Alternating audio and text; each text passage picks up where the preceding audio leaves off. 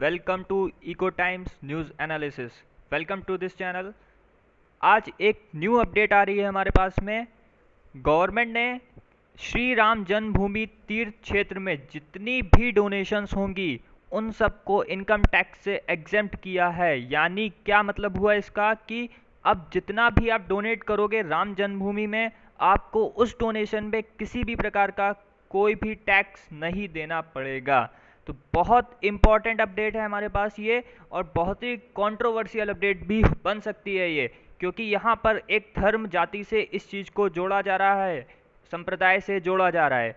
So guys, अगर आपको ये वीडियोस और इस तरीके के हॉट टॉपिक्स अच्छे लगते हैं तो guys please like this video, please subscribe this channel. आपके एक लाइक से आवर ऑल टीम, हमारे सभी टीचर्स बहुत मोटिवेट होते हैं और वो अच्छा से अच्छा करने का और प्रयास करेंगे।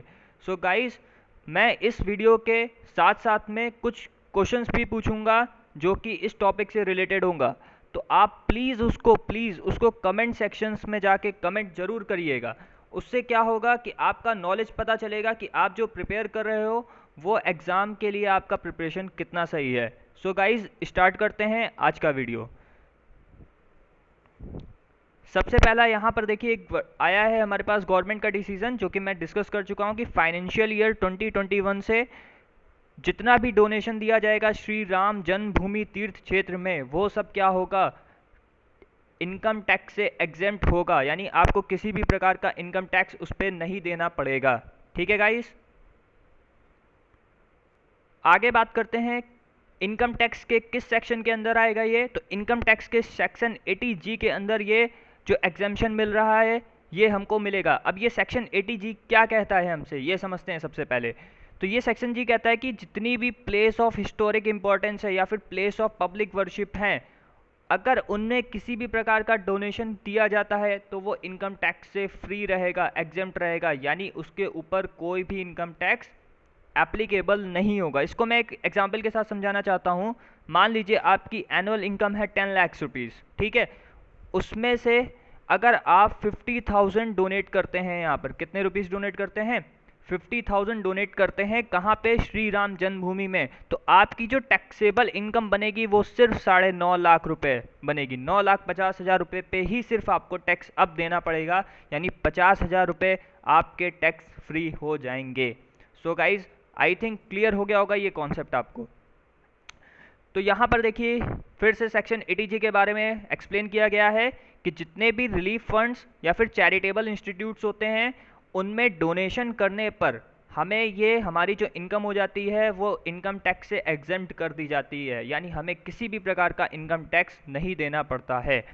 अब देखिए गाइज, कौन कौन लोग इसको अवेल कर सकते हैं, किनको ये सहूलियत और ये फ़ायदा उठा सकते हैं। तो देखिए इस सेक्शन में किसी भी प्रकार का कोई रिस्ट्रिक्शन नहीं है, कोई भी स्पेसिफिक कैटेगरी को अलॉट नहीं किया गया है। कोई भी व्यक्ति जो भी यहाँ पर डोनेट करना चाहता है, whether he is from Hindu religion, Muslim religion और any other category, SC ST OBC, किसी को यहाँ पर रोका नहीं जा रहा है। लेकिन यहाँ पर एक लाइन लिखी गई है, one must remember that any donation made to foreign trust. देखिए जितनी भी फॉरेन ट्रस्ट या फिर पॉलिटिकल पार्टीज हैं उसके अंदर ये सेक्शन को इंक्लूड नहीं किया जाएगा। तो बहुत इंपॉर्टेंट है, अगर आपसे पेपर में पूछा जाता है क्या कि किस सेक्शन के थ्रू यहाँ पर पॉलिटिकल पार्टीज और फॉरेन ट्रस्ट इंक्लूड नहीं होती हैं, तो आपका आंसर होगा section 80G of income tax act.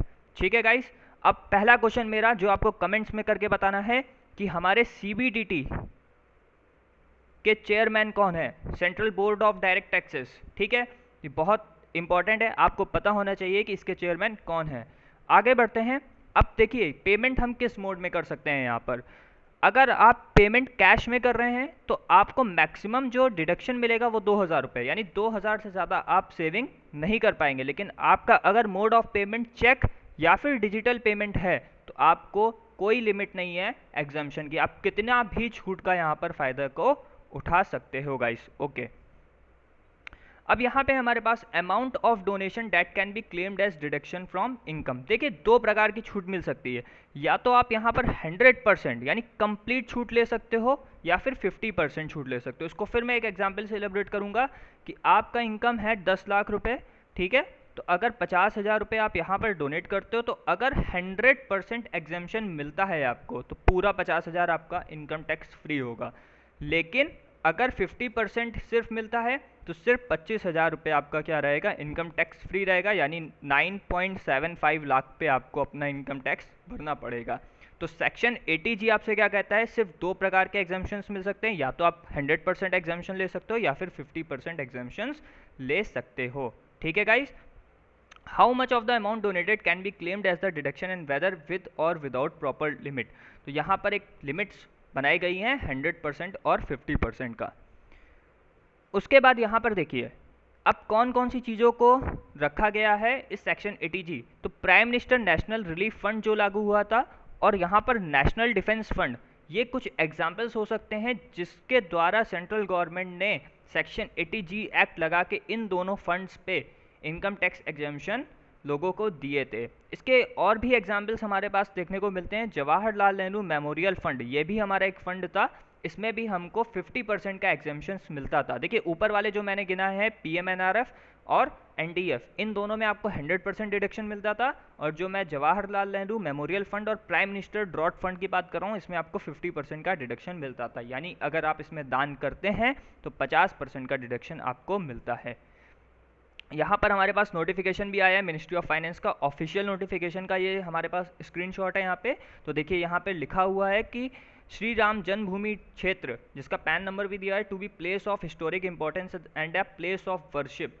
तो इसको एक हिस्टोरिक प्लेस के रूप में जाना जा रहा है, एक प्लेस ऑफ वर्शिप के रूप में जाना जा रहा है। इसीलिए यहाँ पर किसी भी प्रकार का जो दान है वो 2021-22 के फाइनेंशियल ईयर से, या फिर हमारा जो फाइनेंशियल ईयर 2020-21 है, वहाँ से ये टैक्स फ्री हो जाएगा। सो गाइज आगे बढ़ते हैं। यहाँ पर जो श्री राम जन्मभूमि क्षेत्र है वो किस पर्पज़ से बनाया गया था। आपने अगर वर्डिक्ट सुना होगा तो उसमें जो वर्डिक्ट आया था हमारा नवंबर में 2019 में, उसमें सुप्रीम कोर्ट ने कहा था कि जो यहाँ पर जो जगह है वहाँ पे जहाँ पे क्या करने है, राम जन्मभूमि ट्रस्ट तीर्थ क्षेत्र का फॉर्मेशन किया जाएगा। और बाबरी मस्जिद के लिए उन्होंने एक 5 एकड़ का लैंड जो है वो अलग से क्या कराया था, सुन्नी वक्फ बोर्ड को प्रोवाइड कराया था। ठीक है, तो यहाँ पर ये इम्पोर्टेंट है आपके लिए। उसके बाद first phase of construction began on 25 March. जो पहला इसका कंस्ट्रक्शन का फेस है वो 25 मार्च से चालू हो जाएगा, जिसका नाम था प्राण प्रतिष्ठा। किसके द्वारा इनॉग्रेट किया गया था, योगी आदित्यनाथ के द्वारा इनॉग्रेट किया गया था। बट लेकिन लॉकडाउन्स के कारण और कोरोना के कारण इस एक्टिविटी को रोक दिया गया है, लेकिन अब इसको 4 मई के बाद से और मोमेंटम मिल सकता है। गाइस आपके लिए दूसरा क्वेश्चन है, आपको बताना है कि अयोध्या नगरी किस नदी के किनारे स्थित है। आपका स्टैटिक जीके का पोर्शन क्वेश्चन है, तो आपको बताना है अयोध्या नगरी किस नदी के किनारे स्थित है। प्लीज़ गाइस कमेंट सेक्शन में आंसर टाइप करिए। तो देखिए यहाँ पर राम जन्मभूमि ट्रस्ट का फॉर्मेशन किया गया है और उसमें कितने लोगों को यहाँ पर रखा गया है, एक बार इसके नाम हम पढ़ लेते हैं। जगत गुरु शंकराचार्य, स्वामी वासुदेवनंद सरस्वती जी महाराज, जगत गुरु माधवचार्य, स्वामी विश्व प्रसन्न तीर्थ, पेजावर मठ, युग पुरुष परमानंद जी महाराज, स्वामी गोविंद देव और विमलेंद्र मोहन प्रताप मिश्रा। इन सबको इस ट्रस्ट का क्या करा गया है, ट्रस्टी और बनाया गया है। ऐसा माना जा रहा है कि 2022 तक ये क्षेत्र कंप्लीट हो जाएगा, जो राम टेम्पल है उसका फॉर्मेशन कर लिया जाएगा और गवर्नमेंट इसके लिए कार्यरत है गाइस। ठीक है, मैं आपको एक चीज़ और बताना चाहता हूँ कि यहाँ पर ऐसा नहीं है कि सेक्शन 80G का सिर्फ पहली बार ही यहाँ पर हमें फ़ायदा मिलने को देखने को मिल रहा है। इससे पहले भी कुछ टेम्पल्स थे, मैं 3 टेम्पल्स के आपको नाम बताता हूँ।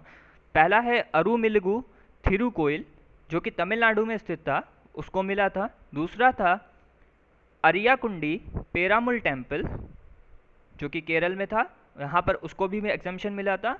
और श्री राम एंड रामदास मठ, ठीक है, स्वामी मठ, यहाँ पे जो महाराष्ट्र में था, इसको भी 80G के तहत क्या मिला था, एग्जम्पशन मिला था। ठीक है गाइस, उसके बाद मैं यहाँ पर एक चीज़ और डिस्कस करना चाहूँगा। एक सेक्शन है हमारे पास, section 80G clause 2 part B, इसको भी थोड़ा सा डिस्कस कर लेते हैं। ये क्या है, जितने भी टेम्पल्स हैं, जितने भी मॉस्क हैं, जितने भी गुरुद्वाराज हैं, जितने भी चर्च हैं, या फिर जो भी हिस्टोरिक प्लेस की चीज़ें हैं, उसके थ्रू यहाँ पर इन सबको टैक्स में एग्जाम्शंस प्रोवाइड करता है section 80G clause 2 part B. लेकिन सिर्फ सेक्शन 80G की बात करें तो यहाँ पर कंप्लीट आता है, जिसमें हमारे हिस्टोरिक प्लेसेस भी आते हैं और साथ ही साथ हमारे क्या आते हैं, रिलीफ फंड्स भी इंक्लूडेड होते हैं। लेकिन अब देखिए ये राम जन्मभूमि क्षेत्र कैसे आया, क्या गवर्नमेंट ने कोई नोटिफिकेशन किया? नहीं, यहाँ के ट्रस्ट के मेंबर्स ने सेक्शन 11 और सेक्शन 12 के थ्रू फॉर्म्स फिल किए और गवर्नमेंट रजिस्टर्ड किया इन सेक्शंस में, और गवर्नमेंट से एक रिक्वेस्ट करी कि इसको सेक्शन 80G के अंदर लाना चाहिए, तब गवर्नमेंट ने इसको कंसीडर किया है। ठीक है गाइस। अच्छा, आपको एक चीज़ बताइए, आप हमको मुझे कमेंट सेक्शन में लिखिएगा कि बाबरी मस्जिद जो डिमोलिश किया गया था वो किस ईयर में किया गया था। प्लीज़ गाइस इसको भी कमेंट सेक्शन में लिखिएगा। तो I hope guys this is a most controversial topic. अब देखिए क्या होगा कि जितने भी धर्म जाति के लोग हैं, हो सकता है इस पे विरोध भी कर सकते हैं, इस पे आवाज़ भी उठा सकते हैं। तो गाइस आपको क्या लगता है, आप क्या सोचते हो इस गवर्नमेंट के ऑर्डर के बारे में, या गवर्नमेंट की जो नोटिफिकेशन आया है फाइनेंस मिनिस्ट्री का, इसके बारे में आपकी क्या राय है? क्या ये सही है आपके मायने में कि किसी एक मंदिर को इस तरह सेक्शन 80G के अंदर आना चाहिए? प्लीज़ गाइस इस पर आप कमेंट करें और अपने व्यूज़ हम तक पहुँचाएँ, जिससे और लोगों को भी इस कंट्रोवर्शियल टॉपिक पे जानने का मौका मिल सके।